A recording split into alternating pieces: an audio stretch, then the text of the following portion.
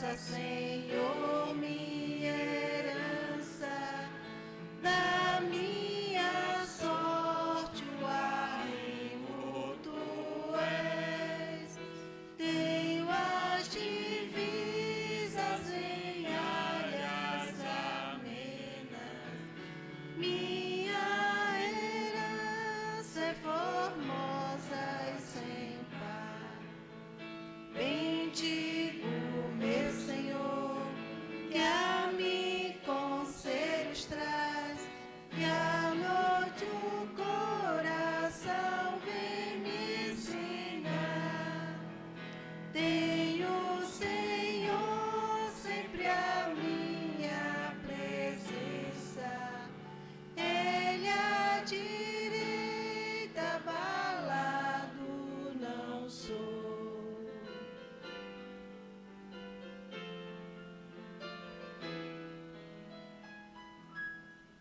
Meu coração bem alegre exulta, meu corpo a salvo repouso terá.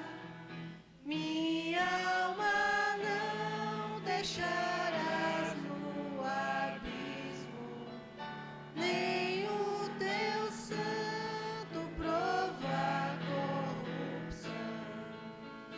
Tu me farás saber por onde devo andar, se o caminho da vida enxergar. A pleno gozo na tua presença, na tua destra delícia sem fim.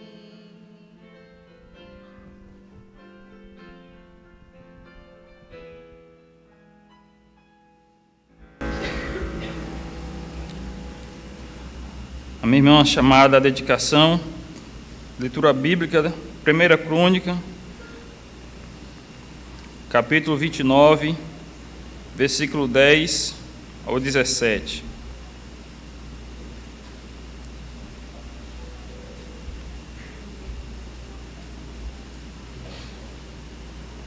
Mas antes de lermos, vamos estar agradecendo ao Senhor. 1 Crônicas, capítulo 29, versículo 10 ao versículo 17.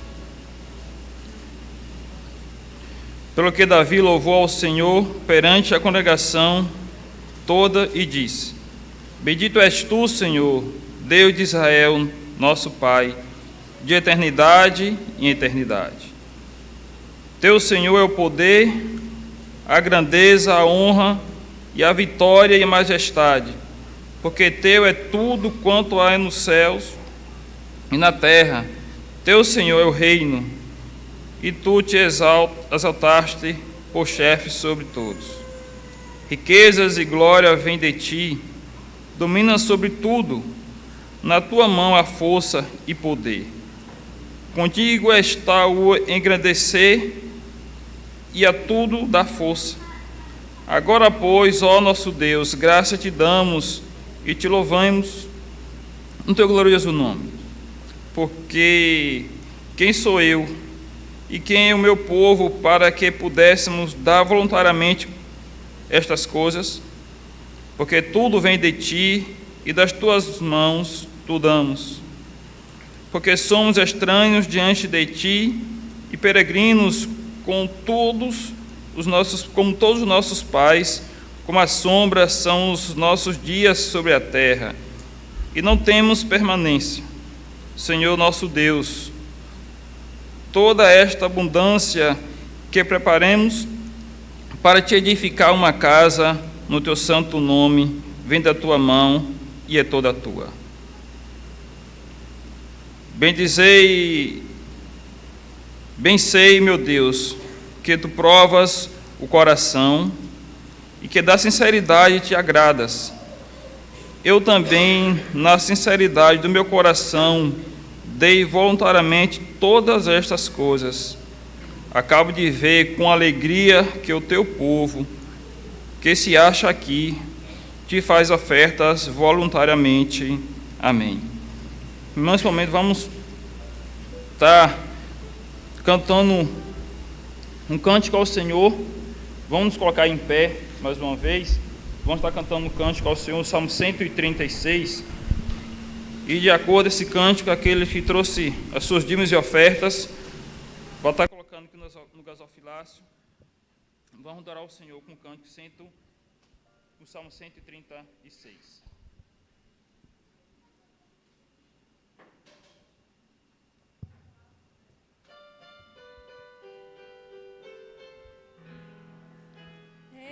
Dê graças ao Senhor, porque Ele é bom. Dê graças ao Senhor, porque Ele é bom.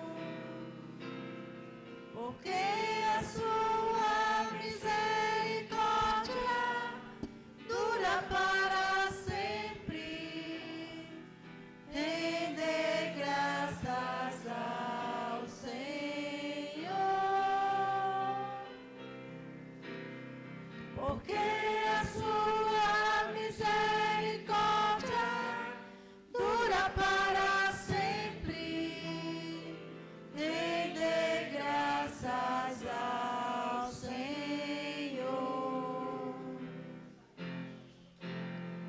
Render graças ao Deus dos deuses, porque Ele é bom. Render graças ao Deus dos deuses, porque Ele é bom. Porque a sua misericórdia dura para sempre. Render graças ao Senhor, porque a sua misericórdia dura para sempre. Render graças ao Senhor, render graças ao Senhor, render graças ao Senhor.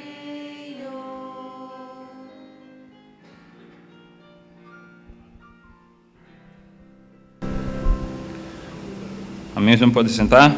Vamos estar orando ao Senhor, agradecendo a Ele pelos dízimos e ofertas. Peço nosso irmão diácono Djalma Júnior que esteja orando ao Senhor nesse momento.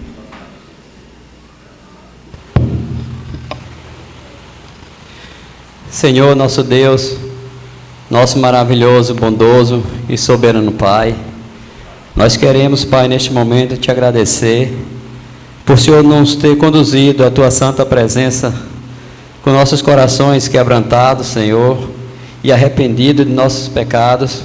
Nós queremos, Senhor, te louvar, te engrandecer o teu santo e bendito nome e te agradecer, Senhor, por tudo que o Senhor tem feito em nossas vidas, pelos recursos que o Senhor tem nos dado, pela saúde, pela força, pela inteligência, para poder adquirir os recursos, Pai, para podermos chegar à tua santa presença, devolver aquilo que te pertence.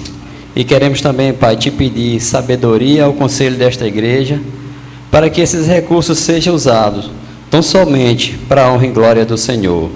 Em nome de teu Filho amado Jesus Cristo, que nós oramos agradecidos. Amém. Amém. Irmãos, a palavra do Senhor no Salmo 119, a chamada edificação, versículo 1 ao versículo 16.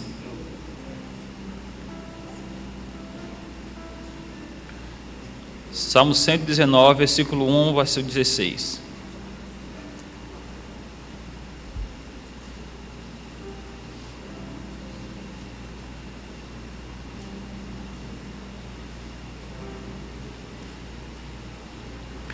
Bem-aventurados os irrepreensíveis no seu caminho, que andam na lei do Senhor. Bem-aventurados os que guardam suas prescrições e o buscam de todo o coração, não praticam iniquidade, nem andam nos seus caminhos e ando nos seus caminhos. Tu ordenaste os teus mandamentos para que os cumpramos à risca. Tomara seja firme os meus passos, para que eu observe os teus preceitos. Então, não terei de que me envergonhar quando considerar em todos os teus mandamentos.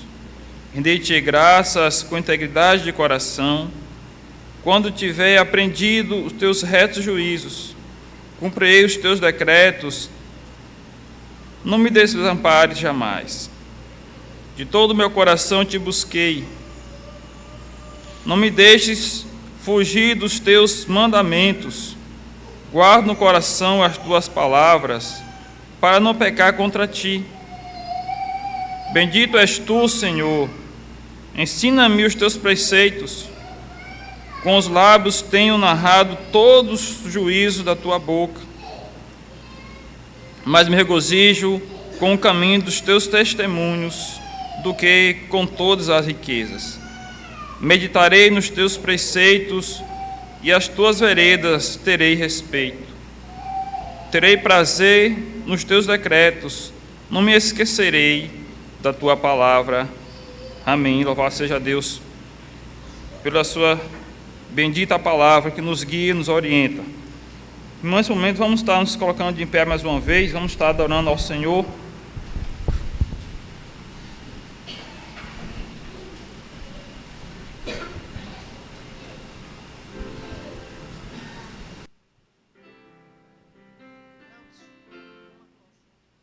Salmo 42 e o Salmo 19, do 7 ao 14.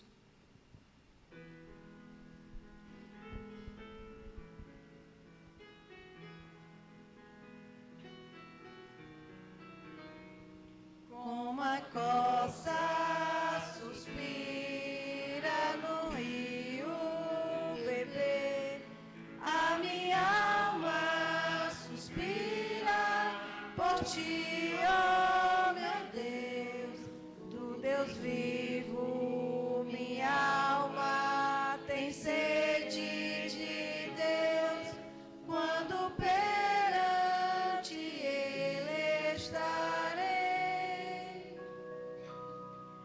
Dia e noite meu choro tem sido meu pão, pois a mim dizem sempre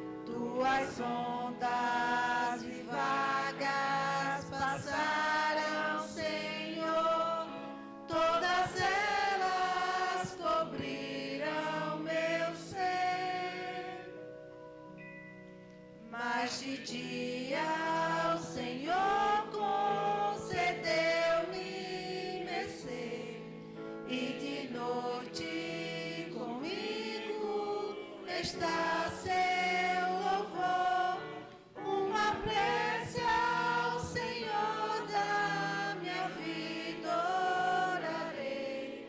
Digo a Deus, minha rocha, porque te olvidastes e me tens esquecido, ó Senhor.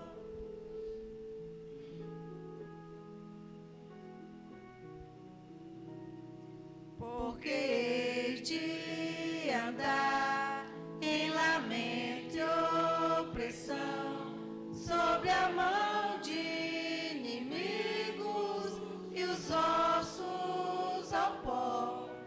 Adversários me insultam, repetem sem fim, dizem: Deus, o teu Deus, onde está?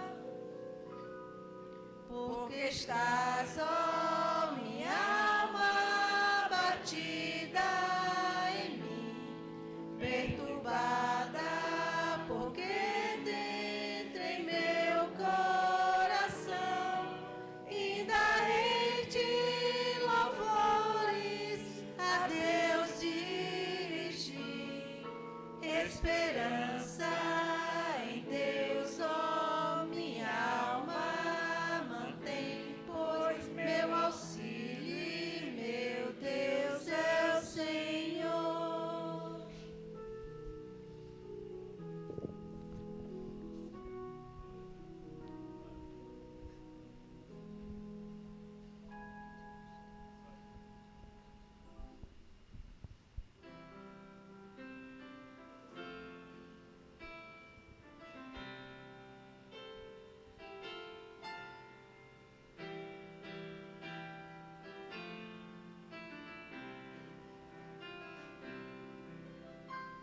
A lei do Senhor é perfeita e restaura a alma. O testemunho do Senhor é fiel e dá sabedoria aos simples. Os preceitos do Senhor são retos e alegram o coração. O mandamento do Senhor é puro e ilumina os olhos. O temor do Senhor é límpido e permanece para sempre.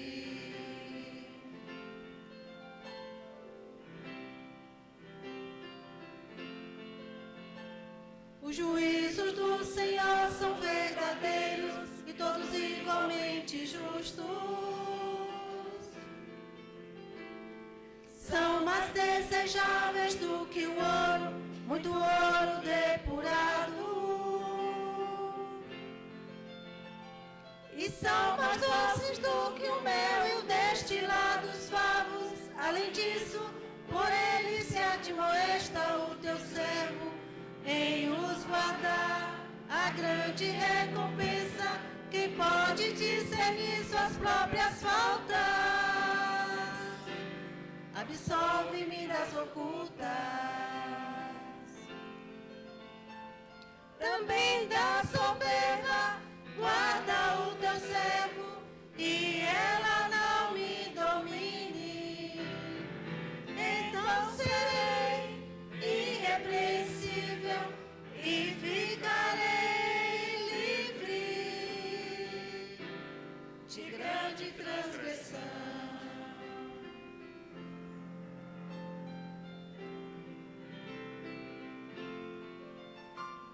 A lei do Senhor é perfeita e restaura a alma. O testemunho do Senhor é fiel e dá sabedoria aos simples. Os preceitos do Senhor são retos e alegram o coração. Os mandamentos do Senhor é puro e ilumina os olhos. O temor do Senhor é limpo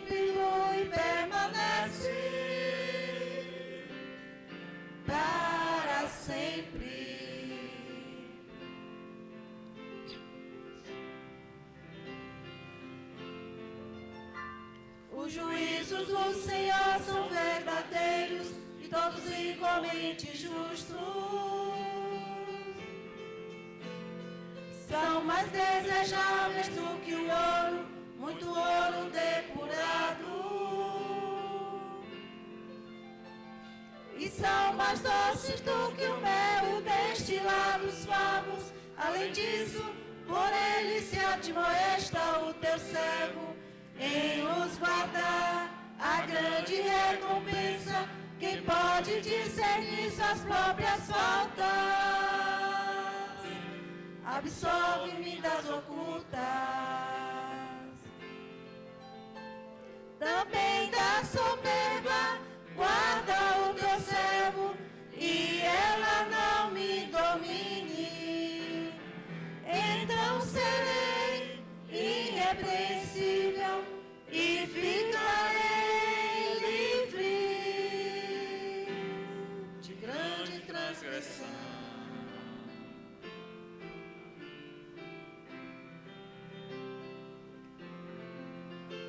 Que as palavras dos meus lábios e o meditar do meu coração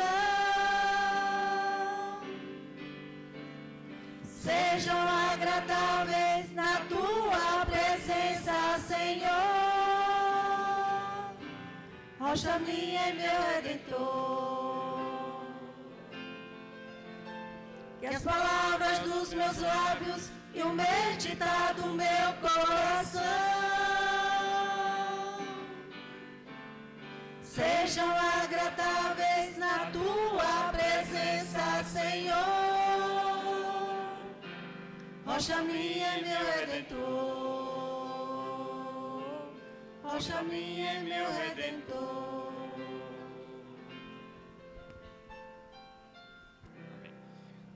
Ele pode assentar. Reverendo Janos está com a palavra nesse momento.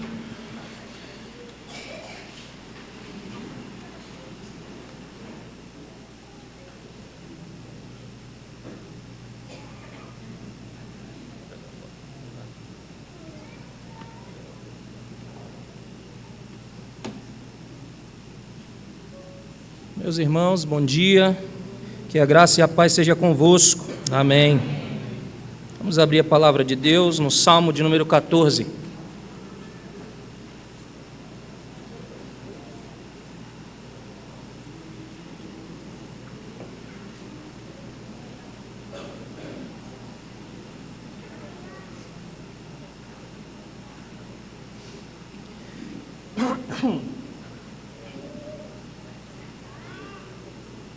Salmo de número 14, ao mestre de canto, o Salmo de Davi. Diz o insensato no seu coração: não há Deus. Corrompem-se e praticam abominação, já não há quem faça o bem. Do céu olha o Senhor para os filhos dos homens, para ver se há quem entenda, se há quem busque a Deus. Todos se extraviaram e juntamente se corromperam. Não há quem faça o bem, não há nenhum sequer. Acaso não entendem todos os obreiros da iniquidade que devoram o meu povo como quem come pão, que não invocam o Senhor?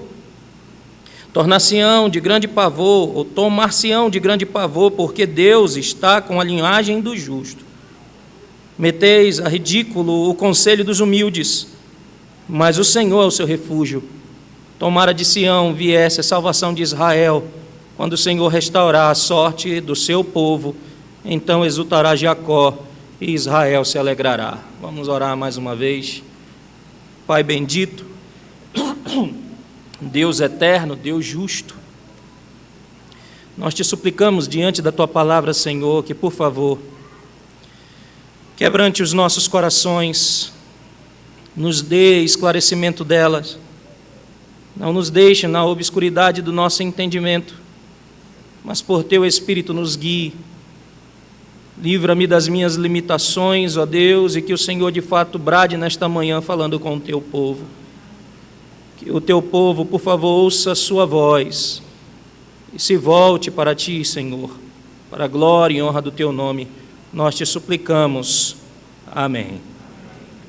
Eu gostaria de começar dizendo que nós somos uma igreja de ateus. E deixe-me explicar por quê.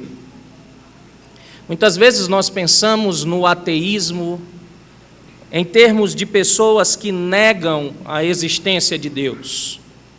Nós pensamos, geralmente, que essas pessoas negam a Deus com as suas palavras e, geralmente, com algum tipo de pensamento ou razão intelectual, algum argumento para apoiar essa negação da existência de Deus.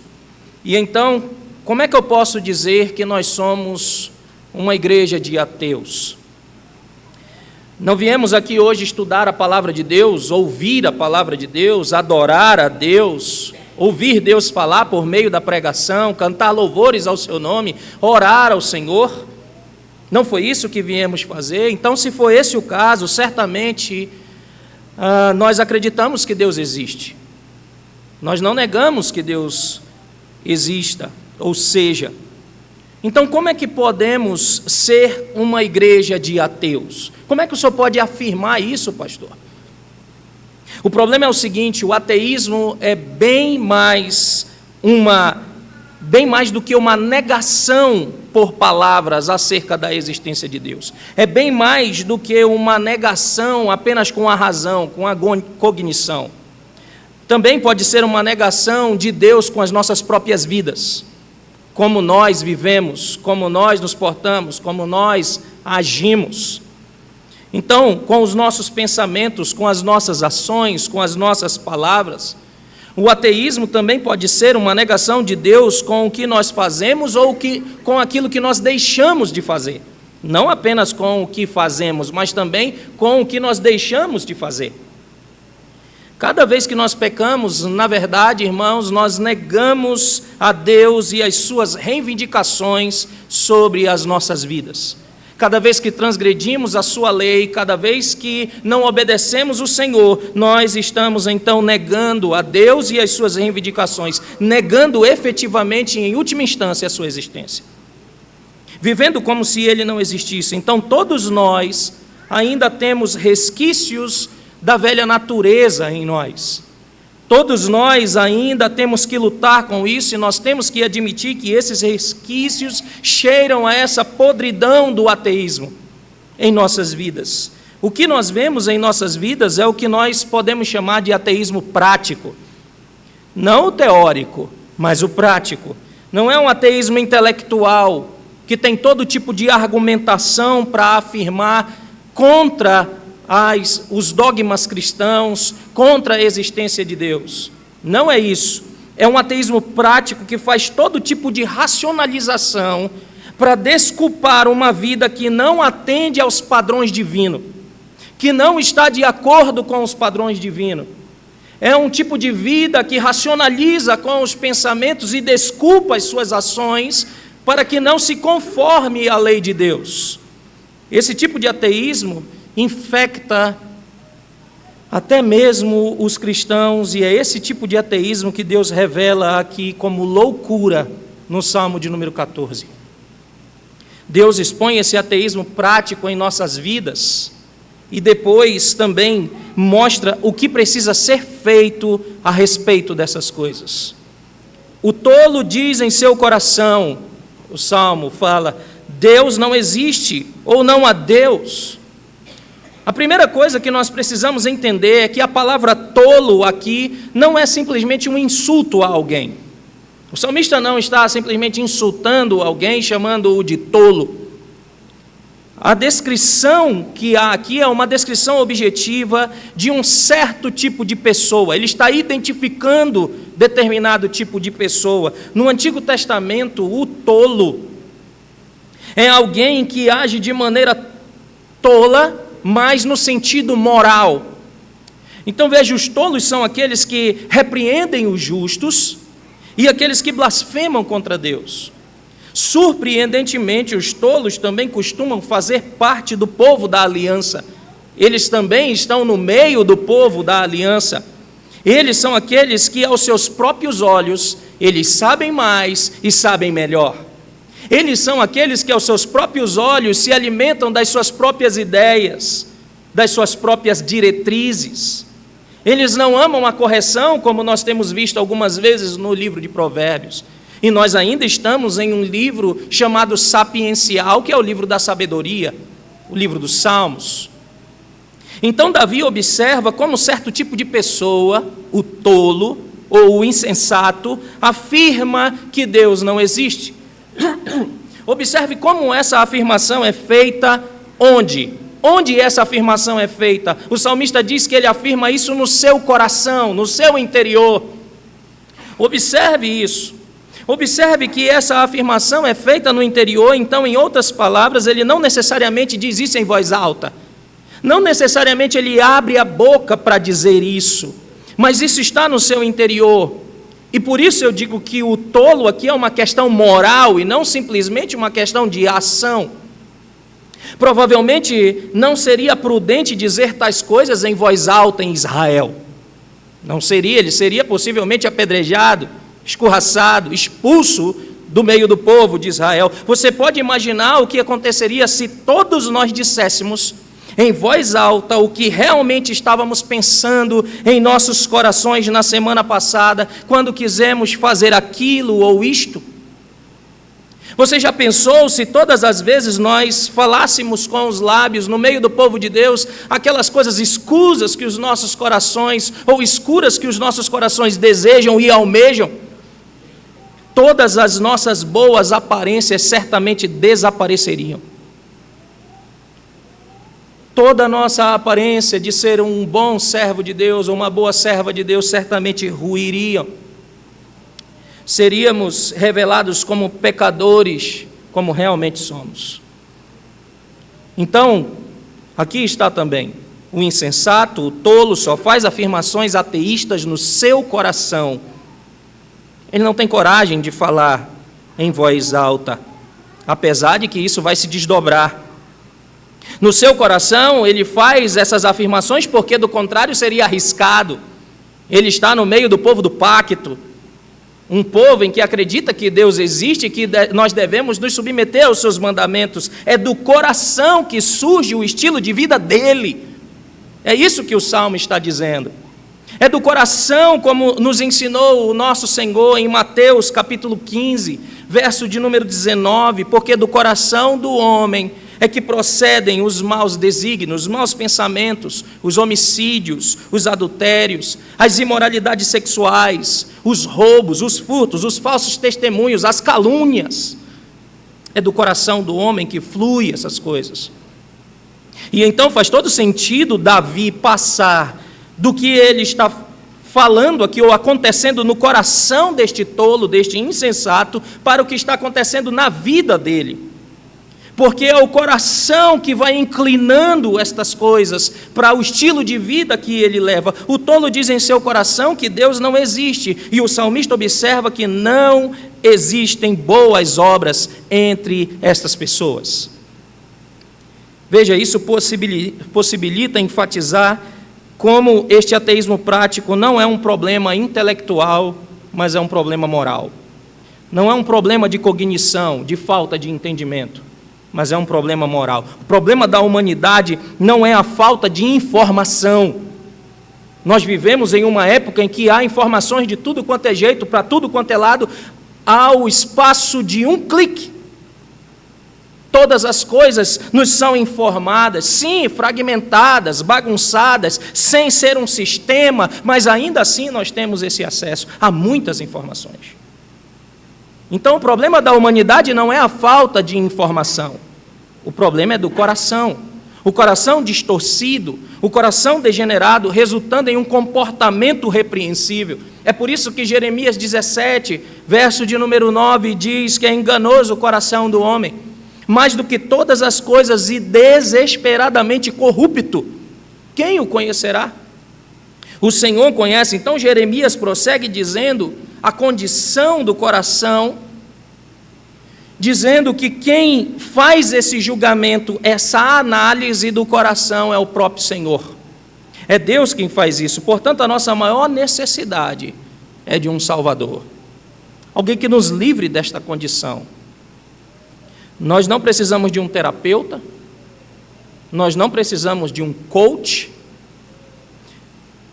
mas de alguém que possa nos salvar, alguém que possa nos libertar, tirar, arrancar o coração de pedra e nos dar um coração segundo as leis divinas e nos livrar da ira de Deus por causa dos nossos corações corruptos. Esta observação perturbadora aqui de Davi, o Salmo 14, pretende levar-nos a encontrar este Salvador, este mediador, este Messias que é encontrado em Jesus Cristo. Porque a realidade é que o versículo 1 é uma descrição da minha e da tua vida. Podemos não negar a Deus com as nossas palavras, porque com muita frequência nós somos enquadrados no que diz Tito, capítulo 1, por favor. Tito, no capítulo 1, verso de número 16, nós podemos não negar a Deus com as nossas palavras, mas certamente, muitas vezes, em muitas ocasiões, nós somos enquadrados nesta palavra que diz no capítulo 1 de Tito, verso de número 16, no tocante a Deus, professam conhecê-lo, entretanto, o negam por suas obras. É por isso que são abomináveis, desobedientes e reprovados para toda boa obra. No tocante a Deus, professam conhecê-lo, mas negam a Deus com as suas obras. É disso que o Salmo 14 está falando.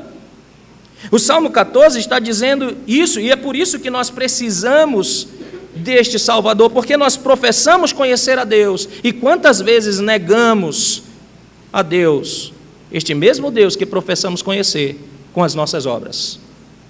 Nós precisamos de um Salvador que nos liberte da maldição do pecado, que nos torne justos diante de Deus. Também nós precisamos de um Salvador que nos liberte do poder do pecado, da influência pecaminosa, que nos transforme, que nos santifique em nossas vidas, para que as mentiras do ateísmo prático percam o encanto para nós, para que a sedução do pecado percam o encanto para nós, para que nós amemos mais obedecer a Deus do que obedecer aos nossos próprios desejos pecaminosos. Louvado seja Deus, porque nós temos um Salvador, Jesus Cristo, que nos tirou e nos libertou do poder do pecado. Com o Espírito Santo, e pelo Espírito Santo, Jesus é quem torna os crentes santos e faz com que eles façam da sua confissão o seu estilo de vida. Com o versículo 2, voltando para o Salmo de número 14, nós passamos da observação do salmista. O salmista está avaliando isso. Alguém poderia dizer, mas ele não pode olhar para dentro do coração do homem. Mas veja, o salmista passa, então o salmo ele vai fazendo uma progressão e ele passa da sua observação para a observação divina. Davi diz que Deus olha do céu para o filho dos homens. É isso que Deus faz. Então agora já não é mais simplesmente o salmista dizendo isso, mas é o próprio Deus analisando, esquadrinhando os homens do céu. Olha o Senhor para os filhos dos homens, para ver se há quem entenda, se há quem busque a Deus. Então essas palavras, se você é um leitor atento das Escrituras, certamente isso vai te arremeter a uma outra passagem das Escrituras. Quando Deus olha do céu, Deus olha do alto, ali em Gênesis, no capítulo de número 6, quando ele olha do céu e vê a corrupção dos homens, especialmente no versículo de número 12 do capítulo 6, onde nós lemos que Deus olha para a terra e vê a humanidade toda corrompida. Toda a humanidade corrompida, quase as mesmas palavras são usadas aqui no Salmo de número 14. Embora as mesmas palavras não sejam usadas, nós temos aqui a mesma ideia presente, tanto no capítulo 6 de Gênesis, em Salmo 14, mas nós também temos essa mesma ideia, esse mesmo princípio, não com as mesmas palavras, em Gênesis, no capítulo de número 11, quando Deus também olha para o céu e vê ali, então, o evento conhecido como a Torre de Babel. Então, embora nós temos aqui esses casos, todos eles estão falando de um mesmo princípio, de uma mesma coisa. o que se segue após isso, o que se segue após a observação divina, é o julgamento. Todas as vezes que Deus olha e vê essas coisas e julga o que está acontecendo, certamente virá o seu juízo. Então, quando Deus olha do céu, o resultado geralmente não são bons, porque a avaliação não é boa.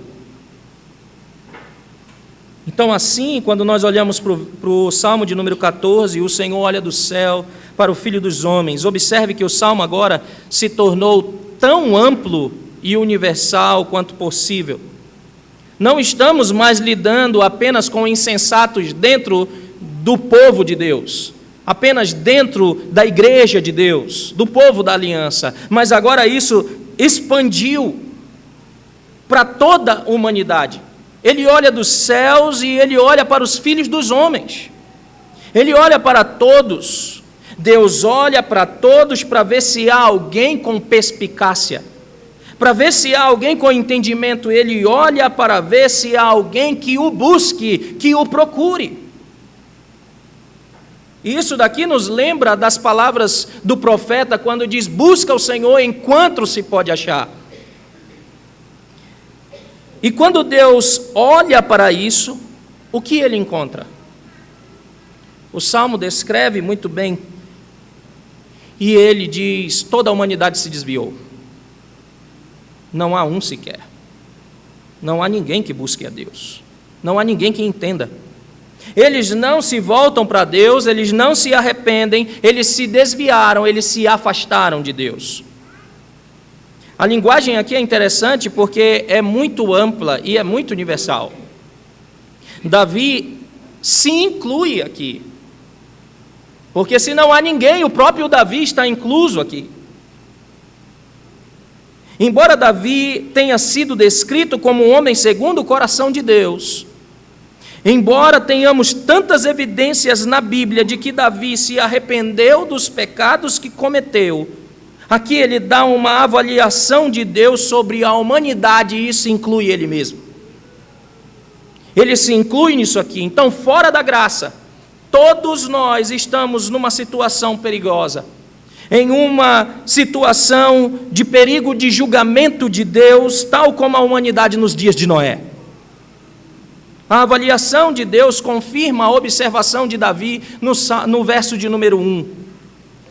Davi diz que o insensato diz que não há Deus, corrompem-se e praticam abominações, já não há quem faça o bem, e agora o próprio Deus faz esse diagnóstico. Na verdade, Deus vai ainda mais longe. Davi colocou meio generalizado: não há quem faça. Ou seja, como quem? Eu ainda não encontrei um que faça isso. Mas o Salmo progride e avança para o olhar de Deus para ser taxativo e dizer: não há um sequer. Não há um sequer que faça o bem, que busque a Deus. Olhe para o versículo de número 3. Quando diz isso, no versículo 3, as mesmas palavras são usadas aqui no versículo 1, e a conclusão é inevitável: todo mundo é insensato, todo mundo é tolo, porque ele diz: todos se extraviaram e juntamente se corromperam, não há quem faça o bem, não há um sequer.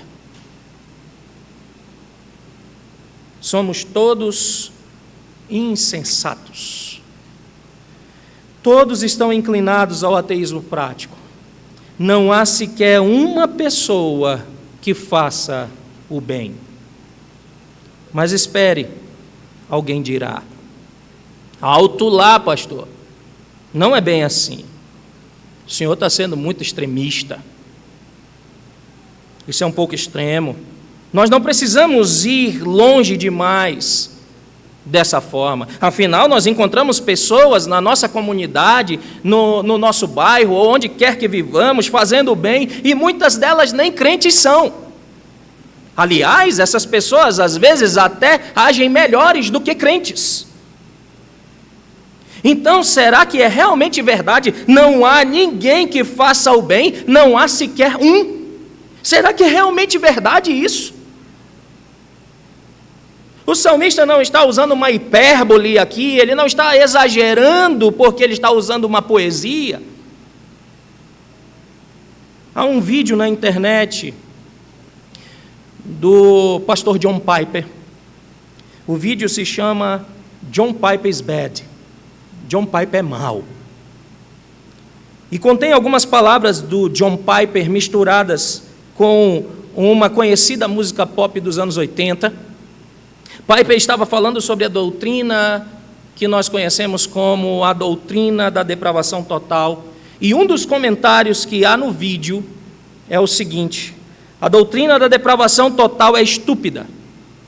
Dizer que um ser humano não pode praticar um ato justo sem o Espírito de Cristo nele, não é apenas uma falência teológica, é também uma falência intelectual. E o comentário continua: uma mãe na selva, ou no meio de uma selva, que não tem conhecimento de Cristo e que não tem conhecimento das Escrituras, se sacrifica, dá a sua vida para salvar o seu filho, e quando ela faz isso, ela comete um ato justo. E assim muitas pessoas reagem e pensam quando ouvem pela primeira vez sobre a doutrina da depravação generalizada, da doutrina da depravação total. E como é que nós podemos responder a isso? Aliás, como é que a Bíblia responde a isso? Porque a nossa resposta deve ser de conformidade com a Escritura. A nossa resposta tem que se concentrar na diferença entre como Deus avalia e como eu avalio. Como Deus nos olha e como eu olho. Isso é uma diferença constante nas Escrituras. Deus não vê como o homem vê. Deus vê o coração, o homem vê o exterior. Qualquer um de nós pode ser enganado por aparências. Qualquer um de nós pode ser ludibriado por ilusões. Não é à toa que o próprio inimigo e os seus seguidores, os falsos mestres, fazem o quê? A Escritura nos ensina isso. Eles se vestem como ovelhas, mas são lobos disfarçados. O próprio Satanás se transveste de anjo de luz. Há engano por todos os lados. Nós podemos ser enganados, Deus não. E então nós temos que pontuar que há uma diferença entre como eu vejo, como você vê, e como Deus enxerga as coisas. Deus tem altos padrões de justiça, irmãos. Deus tem altos padrões de bondade intrinsecamente ligados ao seu caráter. Ele é um Deus justo, Ele é um Deus bom, Ele é um Deus santo. E a Bíblia deixa claro, ou deixa muito claro, que não há como atingir esses padrões que são muito elevados. Não há. Os seres humanos avaliam de forma diferente de Deus. Nós avaliamos de uma maneira diferente. O homem olha em volta e vê o seu próximo fazendo o que nós chamamos de bem, mas é um bem cívico. Através do poder restritivo de Deus, a graça de Deus restringe a humanidade para que não faça o mal que ela é capaz de fazer. Então Deus, por meio da sua graça, por meio desse poder restritivo, as pessoas não são tão mais quanto elas poderiam ser por causa disso. E, portanto, nós podemos dizer que há muito bem cívico feito no mundo. Mas nada disso é considerado justo e bom aos olhos de Deus. A nossa confissão de fé, falando sobre as obras ou as boas obras, ela diz que nenhuma obra feita fora de Cristo agrada a Deus. As obras dos descrentes, as obras daqueles que não estão em Cristo, embora seja exigido deles que eles façam e deixar de fazê-las é um pecado ainda pior, mesmo fazendo fora de Cristo, não agrada a Deus.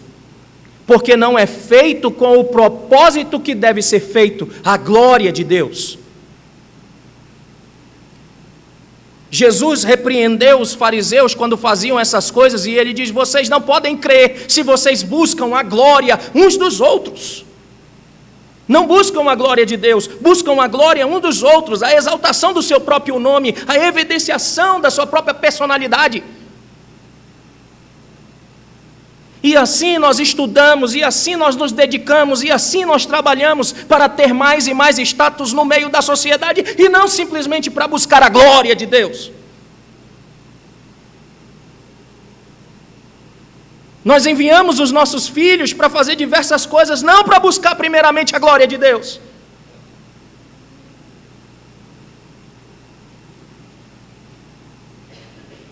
A humanidade caída é um deserto sem oásis, uma noite sem estrelas, um poço sem fundo. Paulo incorpora essas palavras aqui do Salmo de número 14, em Romanos 3. Onde tenta argumentar em favor do ponto que tanto judeus, que tinham a lei, que diziam obedecer a Deus, quanto os gentios, que eram tomados como pagãos, todos estavam debaixo da maldição do pecado. Como Paulo usa essas palavras, confirma então como elas têm uma aplicação universal por toda a humanidade. Essas palavras descrevem todos nós. E nós podemos seguir o exemplo de Paulo e dizer que essas palavras nos apontam para um Redentor, para um Salvador. Entre os filhos dos homens houve um que fizesse o bem, e apenas um. Nenhuma das coisas negativas descritas no Salmo de número 14 ou em Romanos 3, nenhuma destas coisas pode se aplicar a este homem chamado Jesus Cristo. Porque este sim fez o bem. Este salmo nos apresenta o completo oposto do ministério terreno e da vida de Jesus Cristo. Há um homem que é justo, cujas ações são puras, um homem que sempre faz o bem. Ele nunca se afasta de Deus e ele nunca precisa se arrepender, porque ele nunca transgride a lei de Deus. Nele não há pecados, ele entende, ele busca a Deus, ele é perfeitamente obediente, e é sobre este Salvador que Paulo pregou, que nós pregamos, como a única justiça do cristão, como a única saída para toda a humanidade. Jesus Cristo deve ser a nossa única justiça, amados irmãos. A necessidade deste Salvador, destacada aqui neste salmo, é ainda mais evidenciada no versículo de número 4. Aqui nós lemos mais sobre o caminho da incredulidade, o caminho da insensatez, do tolo. Nesse ponto, o Salmo muda para considerar especificamente aqueles que não acreditam em Deus, aqueles que não seguem a Deus, aqueles que não confessam ao Senhor, os malfeitores. O verso de número 4 diz: acaso não entendem todos os obreiros da iniquidade, que devoram o meu povo como quem come pão, que não invocam o Senhor? Basicamente ele está dizendo: os malfeitores nunca aprendem. Literalmente, eles não têm conhecimento. Isso significa mais do que aprender no sentido intelectual. Nos livros sapienciais, lembrem-se, a sabedoria sempre inicia com temer a Deus. E se eles não buscam a Deus, então são insensatos, são tolos de fato. Significa que eles rejeitaram de maneira deliberada. Eles são rebeldes a qualquer relacionamento significativamente saudável para com Deus. E isso se estende aos relacionamentos com as pessoas, porque não há como amar o próximo sem amar a Deus. Não há. Não há como amar verdadeiramente alguém se eu não amo a Deus. Porque o próprio Deus é o amor. E se você ainda não sabe, o amor, como as pessoas conhecem, é diferente do conceito bíblico. Muitas pessoas atrelam o amor a um sentimento. Simplesmente a isso.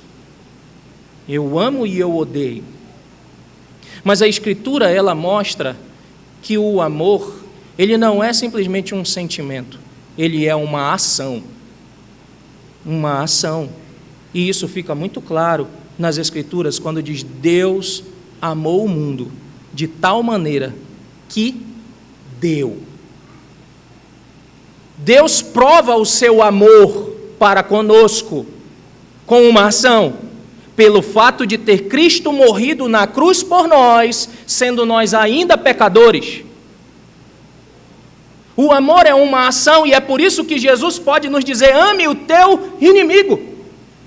Mas aí você fica naquele parafuso: como é que eu vou amar o inimigo? Na verdade ele me faz coisas ruins, eu fico chateado com ele. Mas como é que ele coloca essas coisas para nós amarmos os inimigos? Se ele tiver fome, dá de comer. Se ele tiver sede, dá de beber. É uma ação. Porque até Deus faz cair a chuva sobre justos e injustos. Deus manda o sol sobre justos e injustos. Deus é bom para com todos. E nós deveríamos fazer o quê? Ser imitadores de Deus, como filhos amados. Então essas pessoas, elas rejeitaram qualquer relacionamento significativo e saudável com Deus.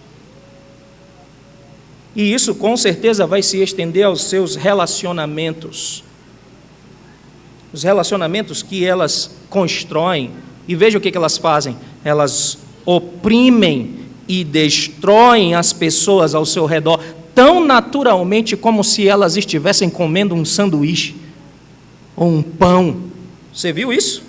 Acaso não entendem todos os obreiros da iniquidade que devoram o meu povo como quem come pão? A figura é que isso é natural para eles. O pão era uma comida cotidiana, diária do povo. E era isso que eles faziam com o povo de Deus. Então veja, eles não apenas fazem isso, mas eles também não oram. Eles não invocam a Deus com as suas palavras. Veja, como quem come pão, que não invocam o Senhor. Por isso é uma vileza tamanha um cristão que vive como a sua vida não precisasse de oração. Ele começa o dia, ele termina o dia, ele passa todo o dia e ele não faz nenhum tipo de oração, ele não invoca a Deus e ele diz conhecer a Deus. Então você se enquadra em Tito 1,16. Você professa conhecer a Deus, mas você nega Ele com as suas palavras, ou melhor, com as suas obras. É um ateísmo prático. Porque quem não ora, quem não invoca a Deus, são os obreiros da iniquidade, segundo o Salmo.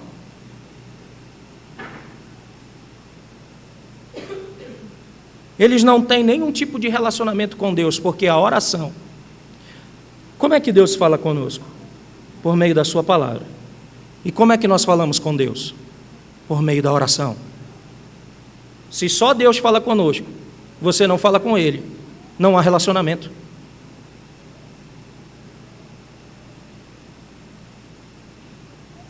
Há desprezo. Você já falou com alguém, falou e queria a resposta de alguém que alguém não deu?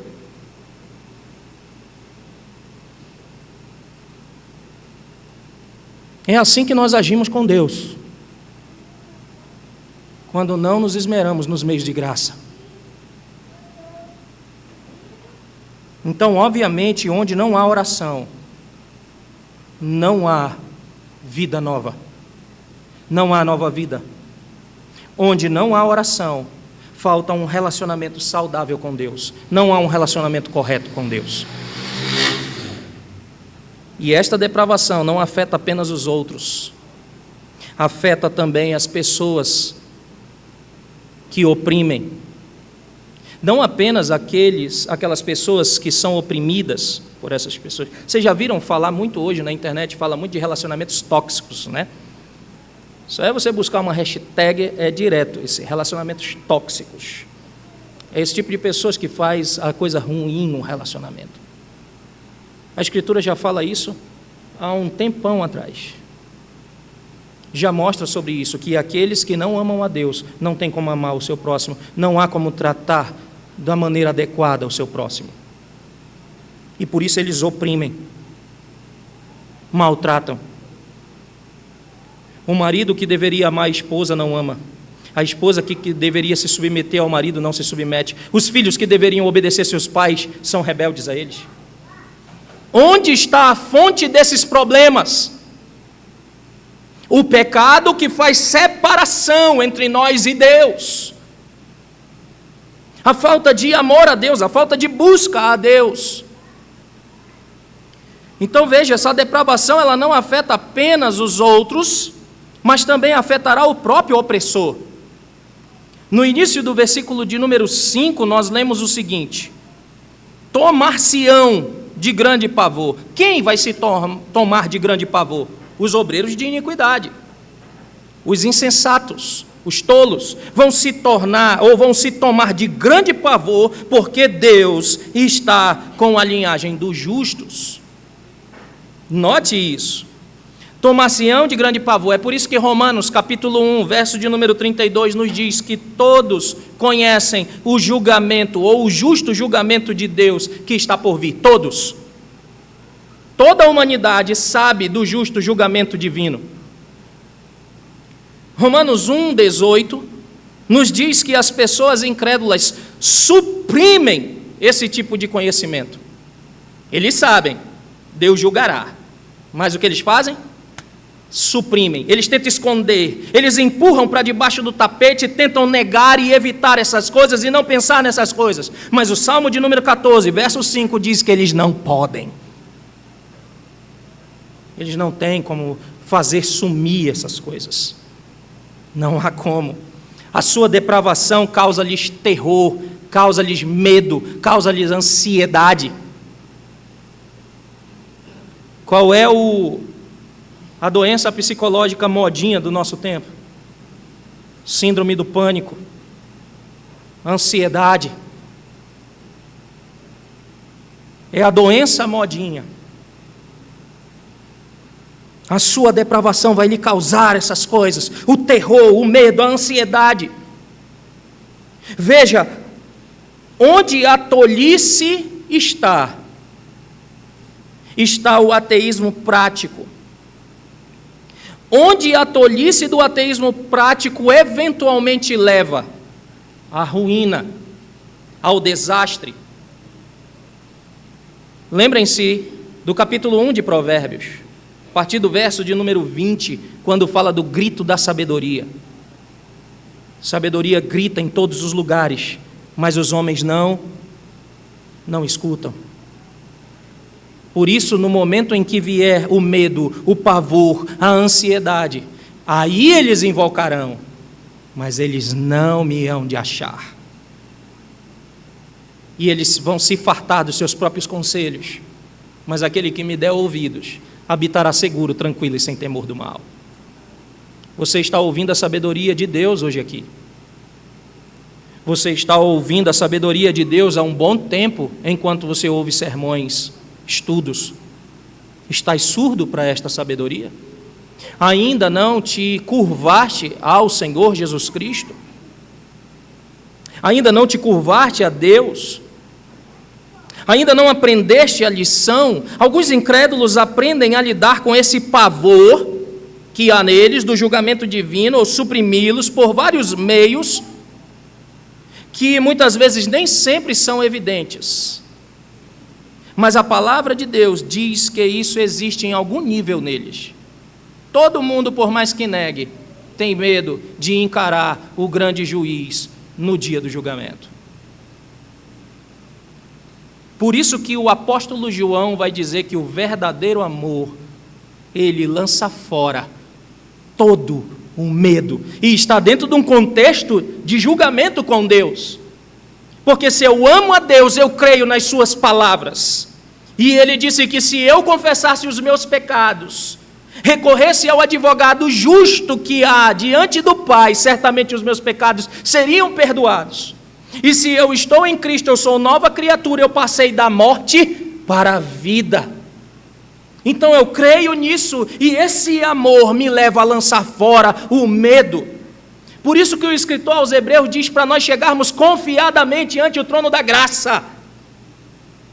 Porque agora, diante do trono da graça, nós não temos mais o que temer deste justo julgamento divino, porque todo o julgamento, toda a ira que estava destinada a nós, foi lançada sobre a cruz. E por isso que o próprio escritor aos Hebreus diz que se alguém rejeita este sacrifício, não há mais sacrifício para esse tipo de pessoa. Só resta ira e juízo, fogo vingador. Se desprezais o sacrifício de Cristo, não há como fugir. Então a palavra de Deus diz que esse medo, esse pavor dos incrédulos existe em algum nível. Quando nós falamos com incrédulos, nós podemos ter isso em mente. Quando nós falamos com insensatos, com tolos, nós podemos ter isso em mente. Nós podemos gentilmente sondar e perguntar, e essas perguntas podem ser usadas por Deus para revelar essas verdades suprimidas nele. Então, nós também temos, ou teremos a oportunidade de sermos um instrumento de Deus, para que Deus acabe com esse terror por meio do perdão oferecido por Ele mesmo, em Jesus Cristo. Embora os malfeitores sejam dominados por esse terror, conforme o verso de número 5 diz, também existe outro tipo de pessoa que o Salmo também trata, os justos. Porque Deus está com a linhagem dos justos. Se Deus está, há um relacionamento adequado, um relacionamento saudável para com Ele. De fato, os justos estão andando com Deus, Deus está no meio deles, Deus está com eles e está com aqueles que acreditam nele e acreditam nas suas promessas de salvação em Jesus Cristo, mas acreditam também tanto nas suas promessas quanto nas suas ameaças, que Ele colocou e revelou no Antigo e no Novo Testamento. Então, os justos são aqueles declarados justos por Deus e cujas vidas estão sendo moldadas por Deus. Dia após dia, Deus está com ele, trabalhando neles e trabalhando por eles. Os justos terão o oposto dos insensatos aqui. Terão o oposto do grande terror dos incrédulos. Eles terão paz, eles terão contentamento, eles terão quietude. Os justos também são descritos como pobres ou humildes aqui no versículo de número 6. Meteis a ridículo o conselho dos humildes, mas o Senhor é o seu refúgio. Quando nós ouvimos a palavra humildes ou pobres, muitas vezes nós pensamos em pessoas que talvez não tenham abrigo ou, no mínimo, uma condição financeira ruim ou pouca, naqueles que vivem abaixo da linha da pobreza, mas não é assim que a Bíblia necessariamente usa essa palavra. Aqui os pobres não são aqueles que não são ricos ou estão com uma situação financeira desfavorável. Dentro desse contexto, os pobres são aqueles explorados, injustiçados, manipulados, oprimidos, perseguidos pelos maus e pelos violentos, pelos sanguinários, pelos obreiros da iniquidade, falado no verso de número 4. Eles não carecem necessariamente de dinheiro. Eles são pessoas em profunda necessidade e dificuldade espiritual que recorrem a alguém, que por eles mesmos não podem resolver a situação, e por isso eles humildemente buscam ajuda no seu único refúgio, o Senhor. Já viu aqueles que sempre confiam nas suas relações? Eles são muito bem relacionados. Então, se eles precisam de alguma coisa, eles vão em algum outro lugar e eles resolvem porque eles são muito bem relacionados. Não que isso seja um pecado em si mesmo, mas há pessoas que confiam tanto nisso que deixam de confiar no Senhor. E é por isso que eles agem como os obreiros de iniquidade que não invocam ao Senhor. Ora, eles não têm necessidade de nada.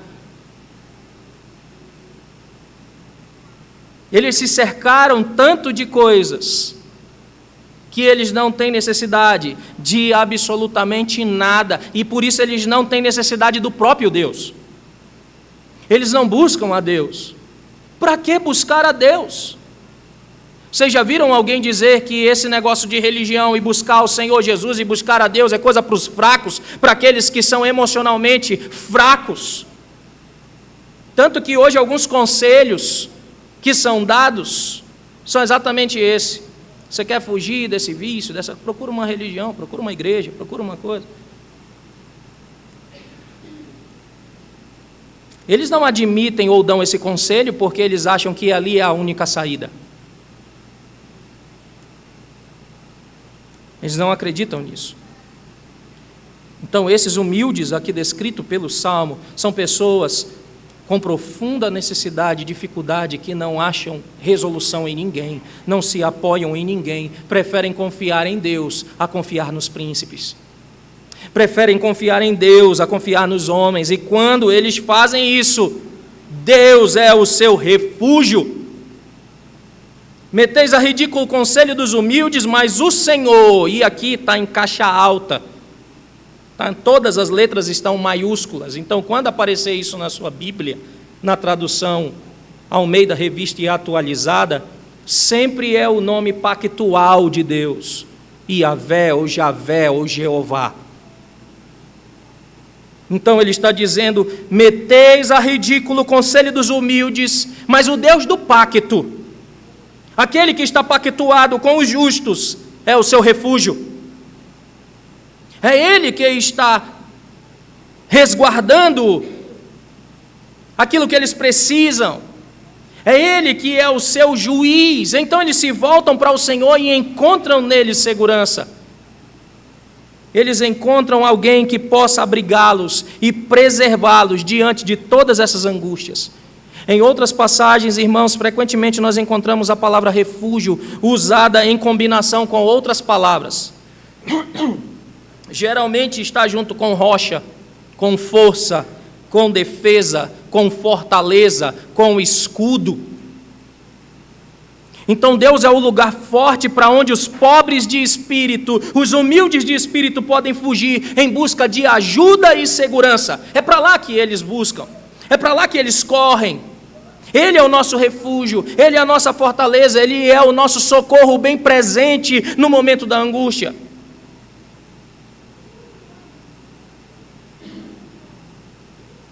Agora, quando a Bíblia nos ensina que o Senhor é o nosso refúgio, isso não garante que nós não seremos afetados pelas calamidades desta vida.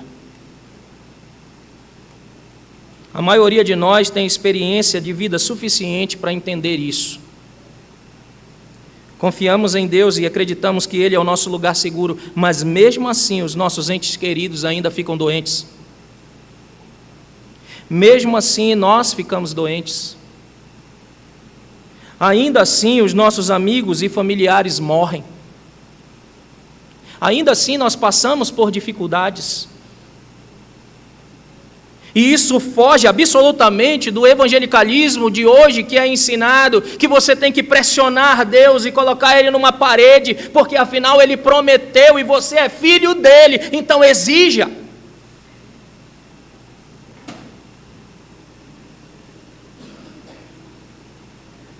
Não é assim que nós vemos o ensino das Escrituras. Nós ainda somos atingidos por todas essas coisas. Lembrem-se, Jesus, ao ensinar sobre a edificação de uma casa, Ele disse que há 2 tipos de alicerces: a rocha e a areia. Os 2 construíram a casa, e os 2 passaram pela mesma situação. Sopraram os ventos, subiram as águas, bateram com ímpeto contra aquela casa. Mas qual foi a diferença? A diferença não foi os intempéries da vida, porque eles também passaram. A diferença não foi porque eles não passavam por nenhuma situação ruim. A diferença foi em qual alicerce eles resolveram construir a sua casa. A diferença é para qual refúgio eles recorreram. A diferença é essa. Então, às vezes, nós somos atingidos por diversas coisas. Ainda há problemas em nossos relacionamentos. Às vezes há até traumas, quebras por causa do pecado, famílias desestruturadas, ainda há isso. Dificuldades de todos os tipos ainda existem, mesmo no meio do povo do pacto. No entanto, por Cristo, Deus nos dá a esperança de que todas estas coisas, nesta vida, serão de alguma forma transformadas para o nosso bem. Todas as lutas, todas as dificuldades, todas as dores, todas as enfermidades, todas as angústias na alma, de alguma forma servirão para o nosso crescimento. Irmãos, não há, como disse o grande pregador, um milésimo de segundo do seu sofrimento, que se você está em Cristo seja em vão. Tudo isso está aumentando o peso de glória para você. É por isso que o apóstolo Paulo, ao entender essas coisas, ele pôde dizer: quem simplesmente lê aquilo ali e não entende isso, acha que ele é um kamikaze, um louco. Pelo que eu me alegrarei nas perseguições, nas tribulações, nas angústias, no perigo, na espada, em qualquer coisa que seja. Eu me alegrarei nessas coisas, porque essas coisas me fortalecem, elas são o candinho de Deus, o lugar onde Deus coloca o metal, o ouro, e derrete naquele lugar para purificar. É o fogo divino da aflição que nos leva a uma santificação. Não que coisas boas também não possam nos levar, mas nós aprendemos muito mais com os sofrimentos, com as dores, do que com a época da bonança. E Deus está falando isso para nós. De alguma forma, estas coisas, nesta vida, vão servir para o nosso crescimento. E por Cristo, Deus nos dá a esperança não apenas aqui, mas para o futuro. Paulo disse que se nós esperamos Cristo somente nesta vida, nós somos os mais miseráveis de todos os homens. Mas Ele também nos dá a esperança de que o futuro, no futuro eterno, todos nós viveremos sob a cobertura gloriosa da presença de Deus, onde nós seremos abrigados e protegidos para sempre nesse refúgio eterno. Senhor, Tu tens sido nosso refúgio de geração em geração, diz o Salmo 90. Antes que os montes se formassem, Tu já eras o nosso refúgio, Senhor. Então não sei qual é a angústia, a tribulação, não sei qual é a tua situação, problema do teu relacionamento com os teus filhos, eu não sei o que o pecado atingiu, que quebrou. Saiba de uma coisa: Deus pode restaurar, e ainda que Ele não restaure, Ele usará isso para a tua santificação. Ele pode te curar, mas ainda que Ele não te cure, por meios ordinários ou extraordinários, ainda assim Ele usará isso para o seu bem. E quando você tem isso na sua mente, você cria um contentamento,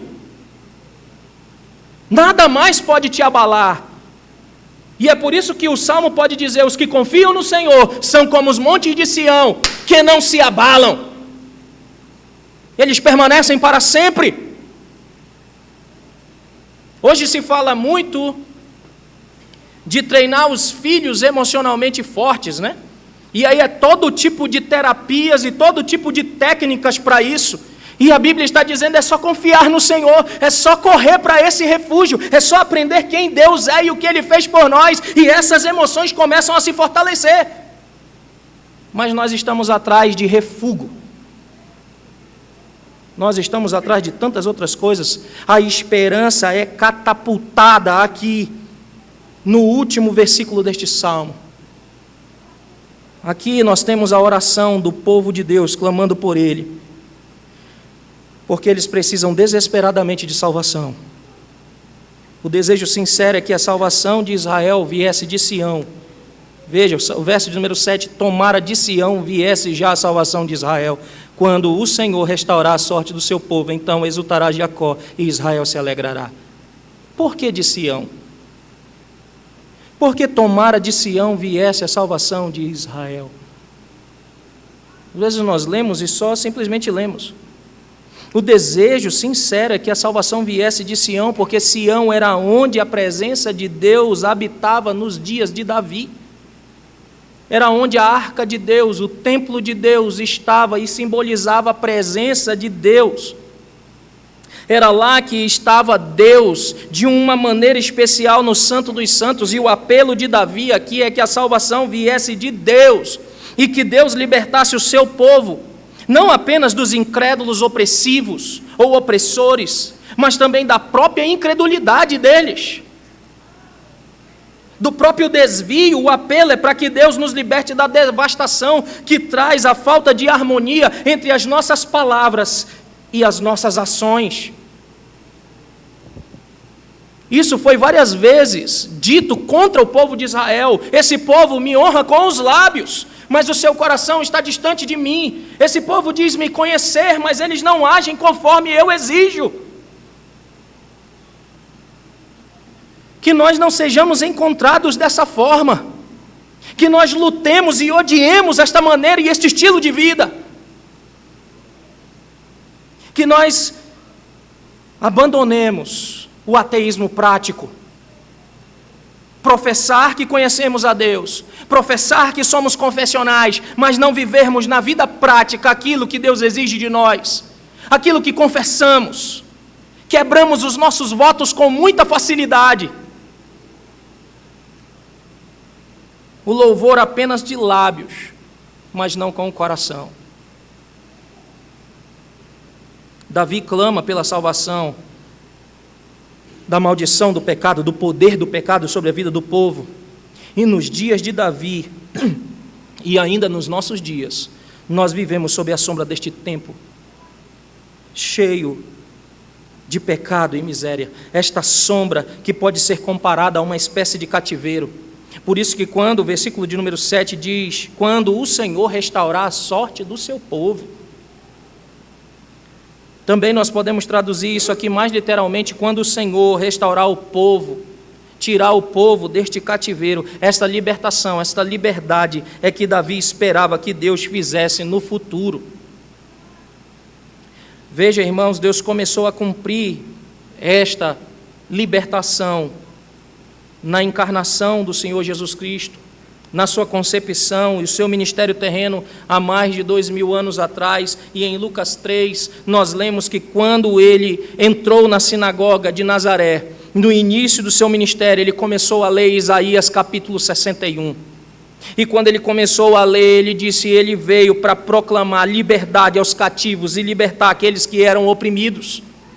Foi para isso que ele veio. Na verdade, ele fez isso durante o seu tempo na terra e continua a fazer ainda hoje. Há muito mais por vir. Nós aguardamos ansiosamente o dia em que Cristo nos libertará completamente de todos os efeitos do pecado, da morte que marca o nosso tempo. Aguardamos com esperança, e quando lemos os últimos capítulos da Bíblia, nós vemos que Deus é retratado como o refúgio último e eterno do seu povo. Portanto, a oração de Davi aqui, no Salmo de número 14, também deve ser a nossa oração constante, hoje e sempre, enquanto nós aguardamos o retorno de Cristo. Porque quando esse retorno acontecer, o povo de Deus verdadeiramente se regozijará e ficará feliz. Não haverá mais luto, não haverá mais tristeza, não haverá mais morte, não haverá mais pranto. Ele mesmo enxugará dos nossos olhos toda a lágrima. Os nossos corações saltarão de alegria infinitamente. A alegria não acabará. Não será interrompida pela tristeza, pela miséria, pelos sofrimentos, não será mais. Hoje já podemos começar a fazer isso. Hoje nós já podemos desfrutar dos primórdios desta liberdade. Por isso, por Cristo, o pecado não pode mais nos dominar. A maldição foi neutralizada. E nós já podemos nos regozijar e nos alegrar hoje mesmo, enquanto nós aguardamos a plenitude da alegria deste bendito dia da eterna redenção. Amados irmãos, o objetivo deste salmo é mostrar ao povo de Deus a feiura e a tolice, a insensatez da incredulidade.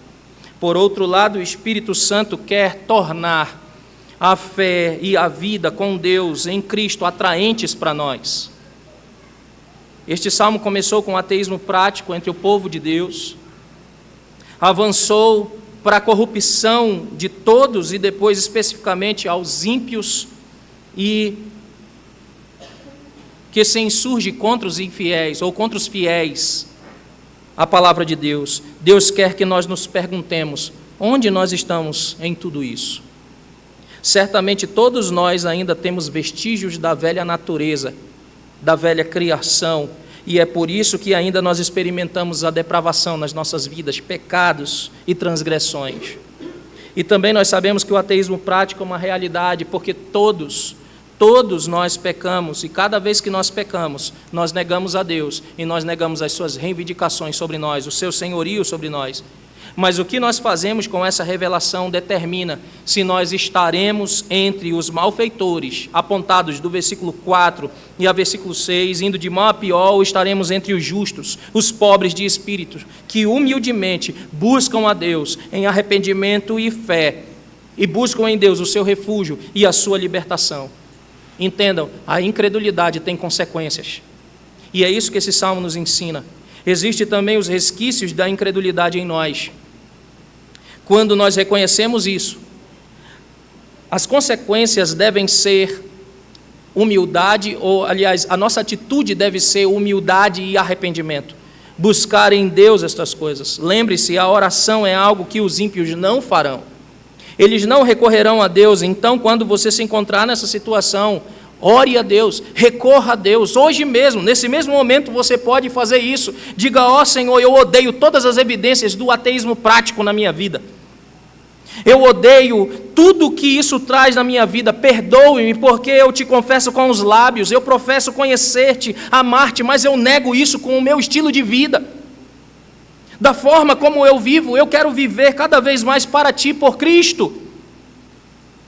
Eu sou grato pelo meu Salvador e pela sua obra, e eu quero lutar contra o pecado pelo poder do teu Espírito. Eu creio, Senhor, ajuda-me na minha incredulidade. Senhor, me sustenta, ajuda-me, salva-me.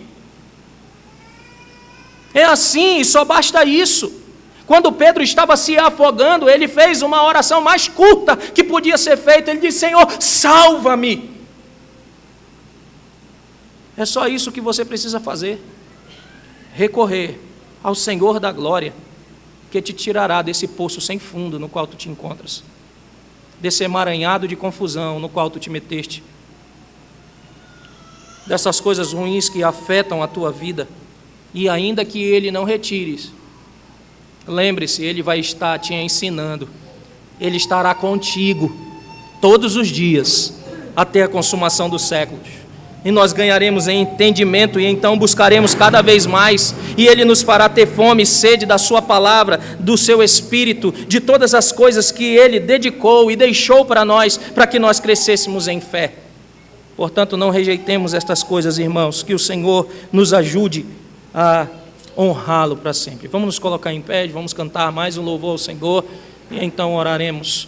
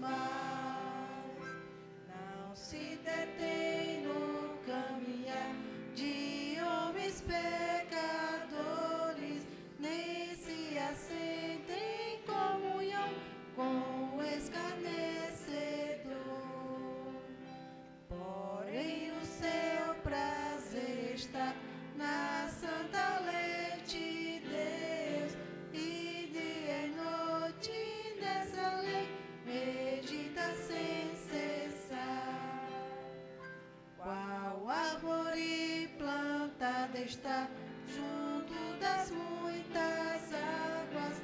Tal é o homem, pois no tempo o fruto próprio dá.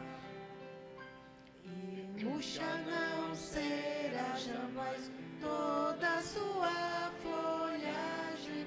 Bem sucedido ele será em tudo que fizer.